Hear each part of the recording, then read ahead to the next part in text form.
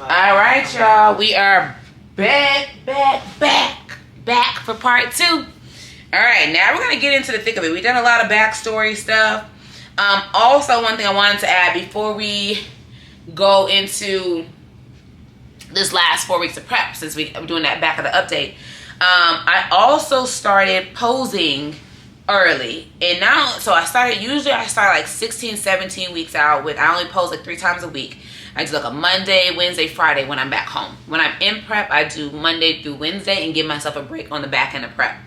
But this year I was like, you know what?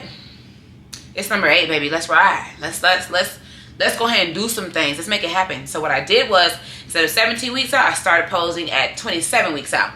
So by the time I got to 17 weeks out, I was like, I already been doing this shit for 2.5 months. Like I'm good. Like my holes were on point. Everything was on point. Flow was on point. Everything was given. And that allowed me to add in little sprinkles and different pieces of my routine, because a lot of my routines are utilized by a lot of other people. So I have to update a little bit to make sure my routines, they're always going to be me, because again, I'm aware of what I've accomplished and what my routines do for other people. So I expect them to be taken. I expect other people to take those moves and use them and put them where they want to put them. That's expected. That just comes with the territory. With that being said, though, I have to make sure that I always give a little extra sprinkle to you know, give my little zhuzh, you know, vibe. So that's what I did. So I started that early. Not only did I start that early, what I do also year round, like we talked about, I do conditioning workouts year round. I do HIIT year round. I'm not a steady state girly. I was forced to do steady state a lot this prep. Just because we were so ahead. It was like my HIIT wasn't needed. It would have pushed me too far over, and we wanted my system to just be as calm as possible. Like HIIT does calm me, but what does it do on a cortisol level? I am unsure. Especially as I age and everything like that, we kind of just want to make sure everything, you know, everything's moving good. And if I don't need it, I'm going to use it.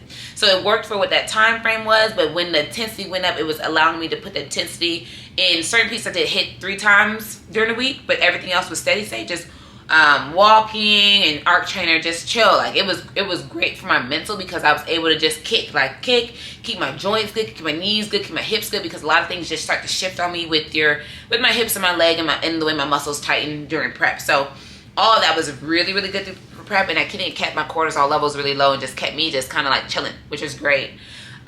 Also at that same time frame, what I do is, like, I'll do year round, like I said, we do HIIT, but I'll do one machine HIIT. Like I won't bounce around and do a circuit. I save that for different pieces. So it's just like how I do my caffeine. I'm not going to throw everything to the wind in the beginning. I'm going to give myself a pocket to just like, all right, this time frame, lock in on this one. If it's an assault bike, I'm going to do my full 20 minutes on the assault bike.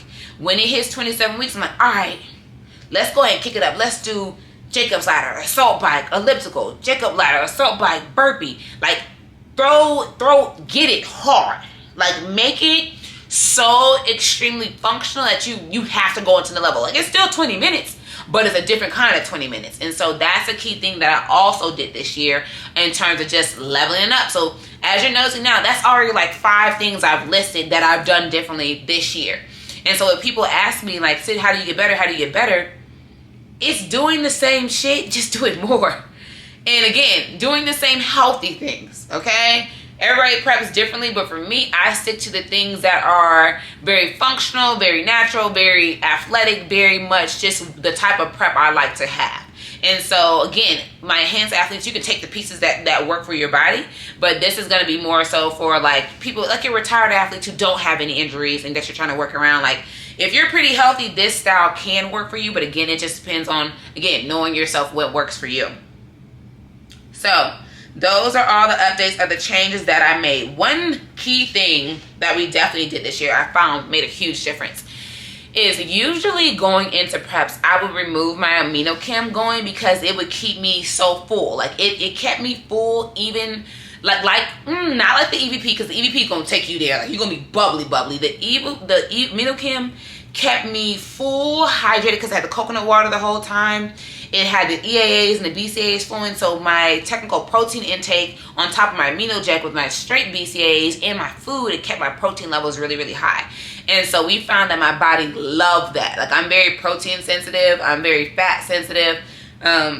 if my protein goes high, yes, the scale is gonna start going up until it doesn't, and then like it gets my metabolism moving so much. And so I think that was a key thing that we utilized this prep, is keeping my protein as high as I can, keeping my food as high as I can for as long as we could, and we kept my amino chem in. So that allowed me, as I was leaning down, to just stay bubbly without the creatine aspect, stay bubbly, stay healthy, stay hydrated. And I think that was a very, very big difference. We didn't take my amino chem out until the Thursday before the show. So it allowed me to keep that coconut water in, keep that fullness, keep that volumization in.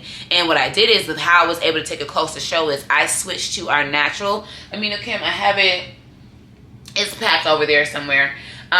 It's my natural one. So when we switched to that, that allowed me to continue using that going into the show. But my camera's about to die, so I'm gonna pause this real quick and we're gonna circle back. Okay, see you in a second. All right, y'all, we are back. We're still gonna be on, let me move this, y'all. We're still gonna be on part 2. Let's see where we were. I had to get my stuff together, get my food together. My meal plan is here, so I got my favorite tomato basil rice cakes ready to go, because you know your girl loves a rice cake. Gang, gang. So, all right, let me go back to my notes. In the midst while we were downtiming, y'all know I love me some multitasking, so I went ahead and posted me a little TikTok. Your girl is getting into the influency vibes. Rock with your girl. Okay, let me go to my notes if I can figure out where they were and where I stopped at. So yeah, so we talked about going over like the amino chem and keeping that in. I think that made a substantial difference. So why did I take it out before? I took it out before because what I found is it would hold my weight for a little bit, because it has the EAAs and the BCAAs and the hydration supplement. So everything just stayed fuller. And for me, I was like, I want the scale to go down a little bit more, and I didn't want anything holding the scale up. But what we learned is, once my body was getting more efficient with fine-tuning the protein intake and making sure that I was still able to drop with that and continue to drop even faster, that made my whole process so much better, and I just felt better overall. So that was a key thing, and that I enjoyed keeping that in, and that made a very, very big difference. All right, so now we're going into the last 4 weeks of the show, which is where we I stopped at like 3 weeks out, I think it is, and we went through like the whole losing weight repeatedly, all of that stuff.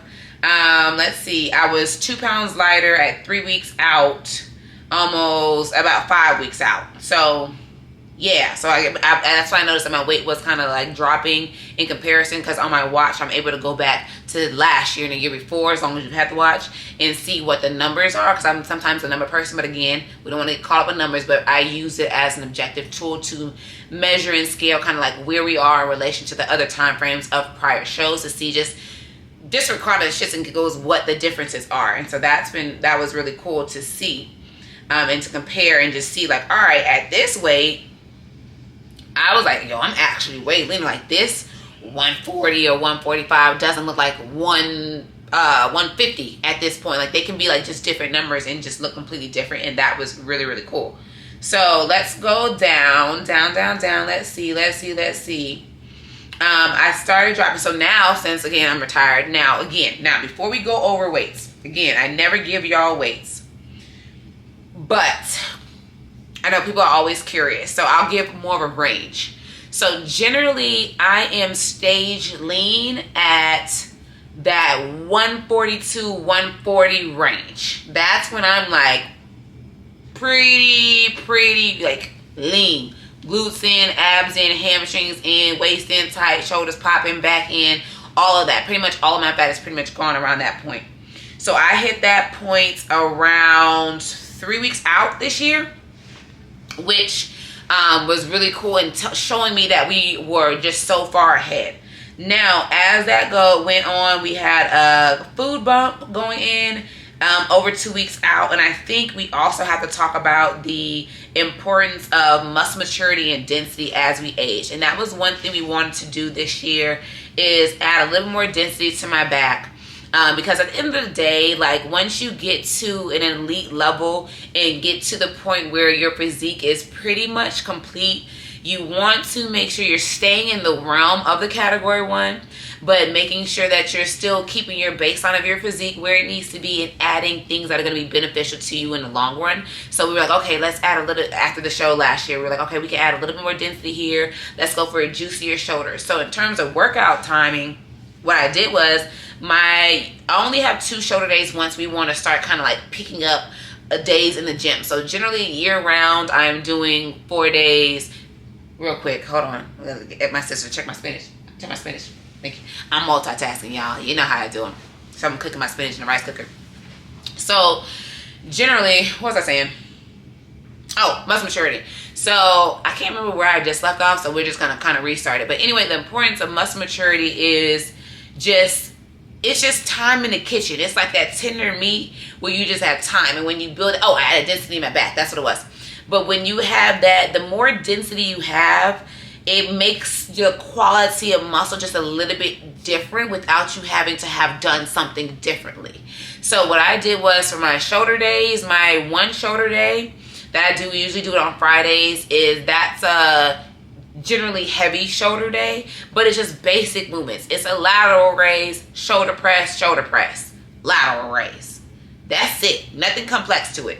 I took that same workout that my coach gave me 3 years ago and did the same workout for the last 3 years every single Friday. The only time I would change, I'm like, all right, if I'm traveling to the hotel, let me do dumbbells this one day. Or what I really threw in that I loved, I posted this workout a little bit ago. I threw in that I learned that I love Smith machine shoulder presses, and that made a huge difference for me. And so basically what I did, my shoulder days turned into basically what I would do when I was running track in college. It's just enough to keep the shoulders powerful and strong and just keep that density in there so that they're bubbly and matching the sweep, because my legs can grow like this. My shoulders, they grow fast, but not as fast as my legs. Like my lower body would take off into a rocket and do its own thing. So that's why I had to be very cautious of my leg days, and I only have 1 leg day, so that way I'm able to maintain and try my hardest not to grow. But as you saw, my legs are just gonna be my legs. At the end of the day, it is what it is. I gotta just rock with what I got and make sure my posing fits that accordingly.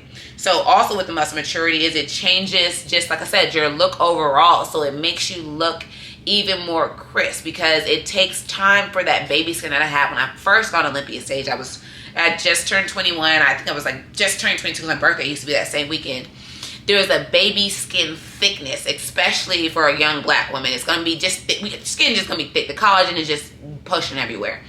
And so I knew I would have to have the patience, and I told my friend, he passed a couple years ago, I said, I think my sweet spot is going to be that 28 to 32 kind of range, where I'll start to hit my peak. And I think, do I think I hit my peak this year? No. I definitely think I could have continued going on for years and years and years, but it's also a matter of almost like why, like just why. I found that, like, again, like, as I've gotten older, I just want to be around my husband, be around my family. I talk to my parents, my husband every single day of the week. I live up the street from my parents. I like being around my family, and I feel like that's gotten more exacerbated as I've gotten older. And I just want to make sure I'm able to spend that time with them and my grandparents and everything like that, to make sure all the people who are mattering closely to me, I'm able to just be with them and be in that space completely, and not always have some little piece of me locked away and being like, all right, gotta get this done for this prep. Now, am I still like that in terms of my businesses? Absolutely. But is anything as intense as what I just was trying to accomplish? No.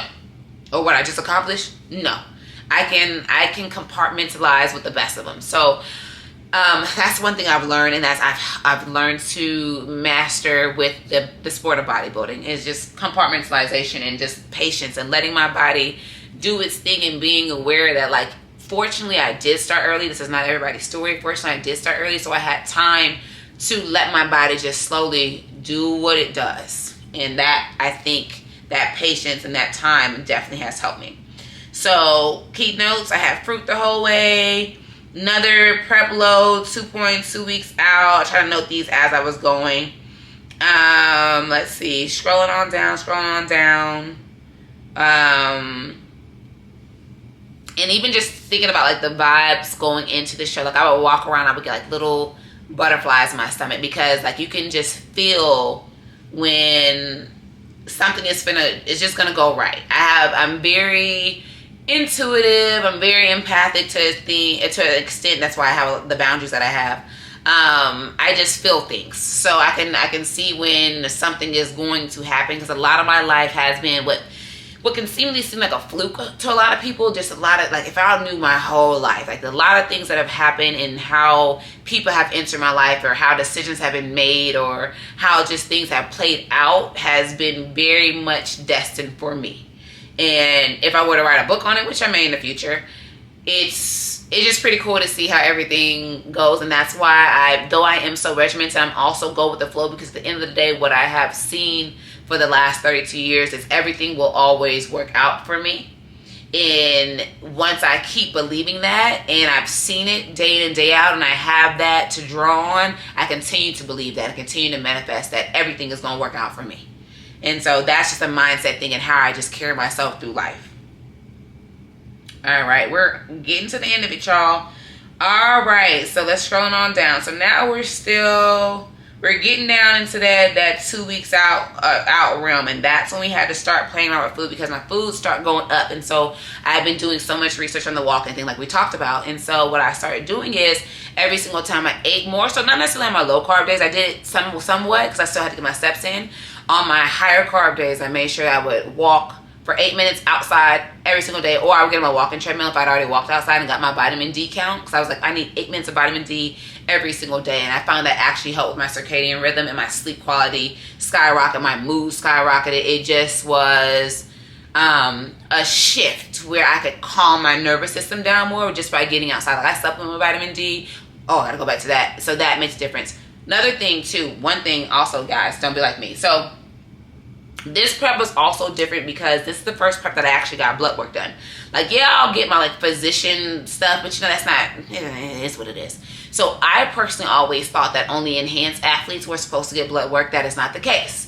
Everybody should get blood work. Apparently it's like 3 times, every 3 months or every 6 months, depending on what you got going on.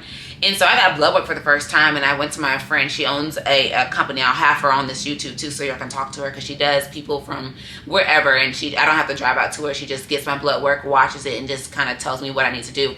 And so I got my blood work because I was getting it originally to be like, hey, make sure are my sex hormones right? Like, am I gonna be able to have kids? Am I? Because we're gonna go into more information. As you know, I started my period when I was 9 years old. So since starting that early, I was kind of not necessarily nervous. I was questioning because there wasn't really that much research about it. If you start your period so early on in life, does that mean you're going to be premenopausal earlier? AKA, does that mean I got to get going earlier? And so I wanted to see just what my sex hormones were doing. That was the only reason I got it. It wasn't for bodybuilding at all. I'm like, what I need blood work for? I'm fine. Everything's been doing. All my prep's been great. There's no reason to really get it. That's a lot. So that's when I learned I had a very, very, very extreme vitamin D deficiency. Even though I was outside often, again, apparently most people do, depending on where you live, especially like black people, apparently we all have a whole super low vitamin D deficiency. So my stuff was in the dumps. And like my thyroid numbers were good. And after 18 years of dieting, I was like, okay, well, that's great. But they weren't optimal. And so what she was talking to me about is basically getting optimal. And so she was like, okay, I'm going to put you on a vitamin D supplement, and then I'm going to have you taking selenium. And so that was a huge change for me going into this show, because I will kid you not, the first day I started taking vitamin D, I didn't notice a difference. I sent the blood work to my coach, of course, and he was like, wow.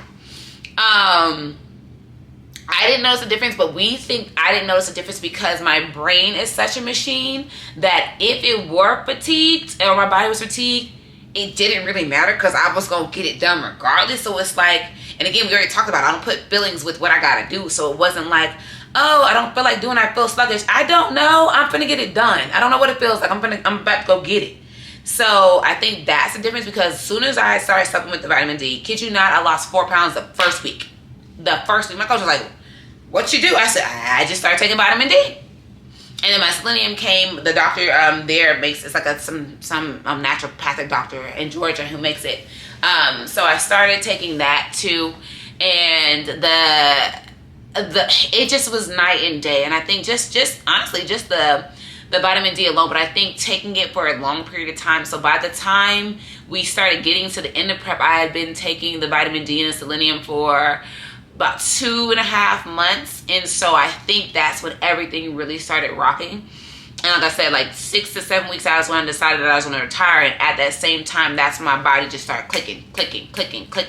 And I started losing weight almost every single check-in. No, every check-in.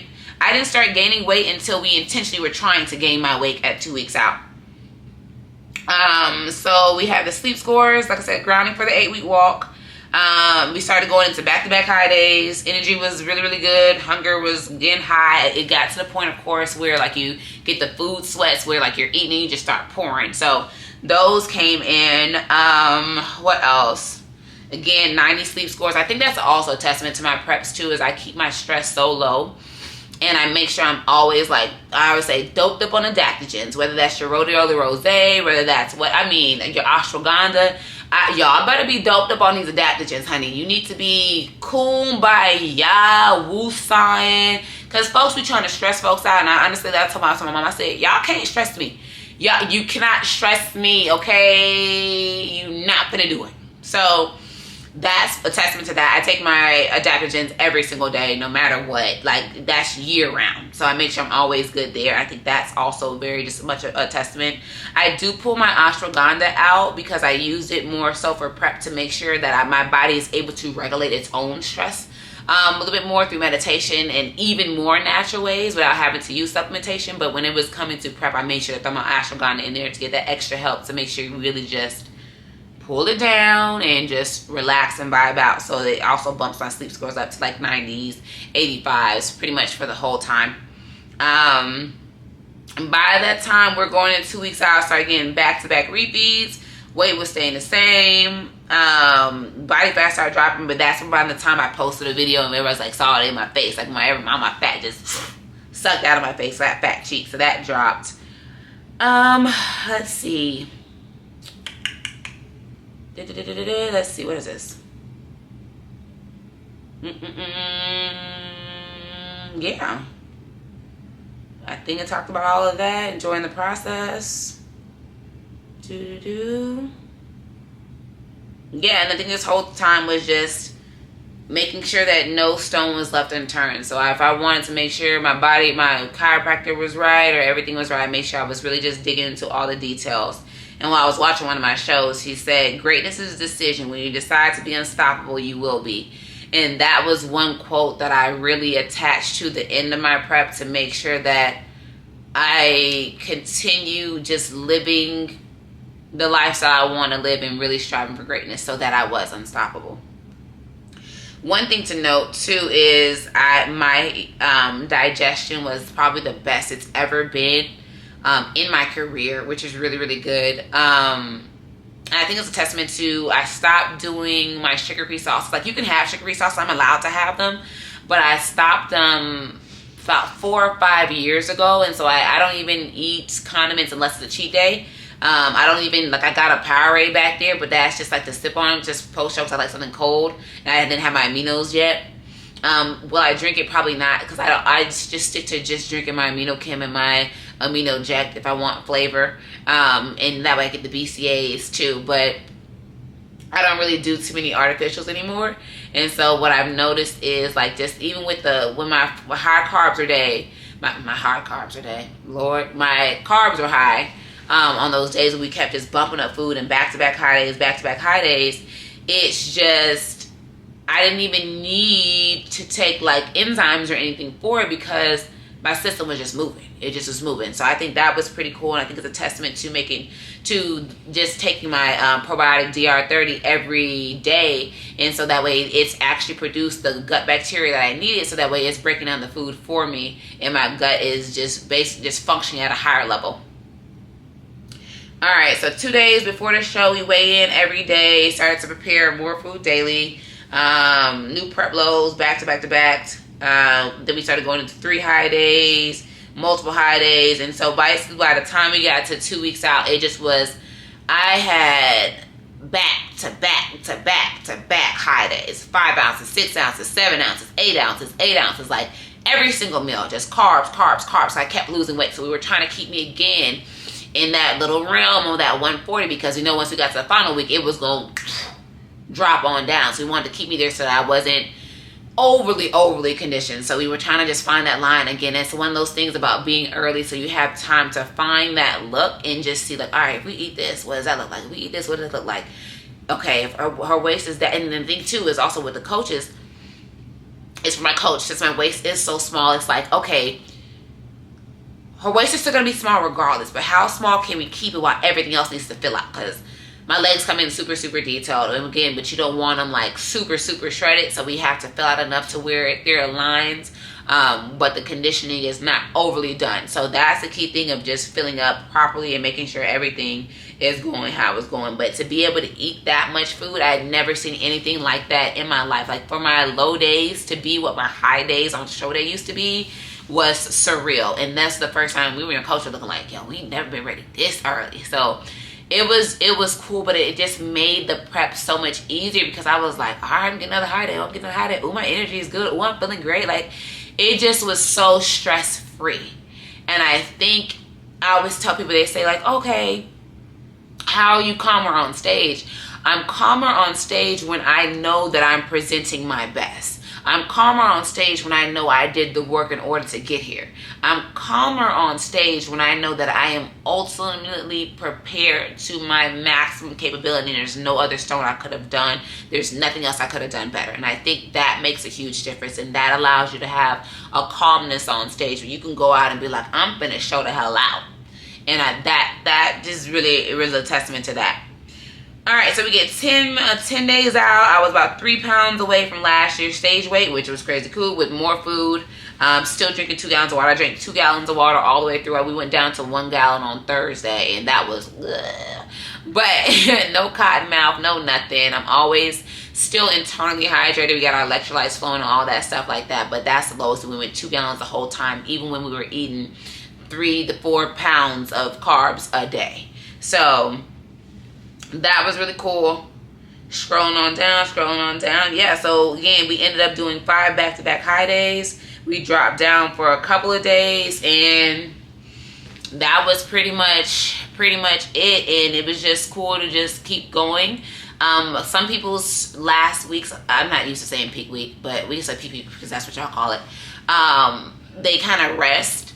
I treat every day, my coach treats every day just like it's another day. So I literally was still doing cardio the day before the show. Like I go out there, do my little walk. Like I did no more HIIT or anything like that, but I just did my walk, got my TV going, listen to my music, meditate, do my abs. I did the same thing every single day leading into the show, and I find that mentally it keeps me so grounded because it makes it feel like it's another day. So that way when you get to show day, you just show up in as if you're doing a check-in on your usual Friday. So mentally it helps me zone in and lock in and be like, okay, this is what we're really trying to do, and keep a calmness about it. Because again, like we talked about, you gotta keep, if you're more of an anxious person, I'm like a duck. I think we've talked about this, where I can flutter on top and right here will look calm. But usually I am calm, but sometimes if it's getting to something where there's a lot happening, I can go into my, what I call my little duck mode. But usually I was in robot mode, as we talked about. So it just was cool, y'all. It just was a perfect way to end with the year that adds up to 8, for number 8 at the 60th anniversary. I said this needs to be the one. I want to go out on stage and to see the reaction on people's faces, to see the people who have supported me this whole time, to see the general surprise, and to receive a standing ovation from the entire audience at the Olympia. At my 11th Olympia, and my 8th win was surreal. And it's like, it's everything I imagined when I decided that I was going to retire. It just really solidified the impact I've left on the sport and will continue to leave on the sport, and really showed me that all these years of dedication were really truly worth it, and that nothing went in vain. Like, though there were tumultuous years where, yes, people try to bring drama, people try to be nasty, people try to do all of these things, that's going to happen in any field. And at the end of the day, for the person who is going to be the next champion, you have to be built for it, tough for it. You have to be prepared to be talked about. You have to be prepared to be belittled. You have to be prepared for all the negative aspects that do come with holding the crown, and understand that you need to know who you are, so that way nobody can tell you about yourself, so that nobody can deter from your process, and nobody can ruin the process for you, because they will try. Because at the end of the day, people want and will want what you have, no matter if you have nothing or not. So when you know that, you got to go in and be like, hey, listen, this is what I'm finna do. You either like it, you don't like it. If you don't like it, kick rocks. And so that's going to be my biggest advice for the next champion, is to get solid. Get solid. That crown gets heavy. That crown gets heavy. So you want to make sure that you are prepared. Your foundation is solid. Your mind is solid. Your physicality is solid. And you need to know what that comes with. But in the day, as long as the next champion was not funky to me, because again, we don't do funky people. As long as that person is a good person, I can see that I will be able to help them. I will be here for that person, whoever that may be. And I'm excited to watch them, help guide them through that journey, and to know that I will be here for them as I pass this torch. So the key thing is, again, I am done. Thank y'all for watching along. This ends part 2, and I will get these loaded up to you. Thank you again for all the support, watching throughout this prep. I will continue to do these because I've actually started to enjoy them. It's kind of like a little therapy session with you guys. So y'all are my little therapist. So it's been cool. It's been a journey. So say bye to Bertha. Oh, she's heavy. Bye, Bertha. We're going to take her back to the house. Also, they have this little mini-me. She's so cute. And I asked them, can I take her back? So I'm going to take her back after the seminar on Sunday. I'm going to take her on the plane with me as we go. But that wraps this up, y'all. I'm going to get back home. Like I said, I had 2 photo shoots today. I need to figure out what my makeup is. I need to get that done. And then I'm going to head to our superstar seminar tomorrow, and then shoot with our Evigen team. Again, Code Cyd, our Olympia sale is happening right now. It ends on Monday at 11:59 CST. So you have time to go ahead and get in there. It's a really big sale. We got 15 to 35% off of all the different supplements. So get in there, get those going, and yes, that'll be out. We will tune back in as we continue to walk over into this more than average lifestyle life, and we'll talk out through that journey as I grow these glutes out, and we're kind of just see how it goes. For real, we're winging it, y'all, but again, we're just about to go into my freedom era of just doing whatever I want, frolicking in the streets with no pressure of anything except building my shows and building my businesses. So that's gonna happen regardless. So thank you, y'all. I appreciate y'all for watching. And yeah, that's it. That concludes the series for the 2024 Olympia. My documentary is still being filmed. We'll finish filming on Sunday, and we will get that loaded up for y'all too. And I'll announce that on Instagram. So yes, like, share, subscribe. Any comments, put them down low, and I'll get those answered. All right, bye.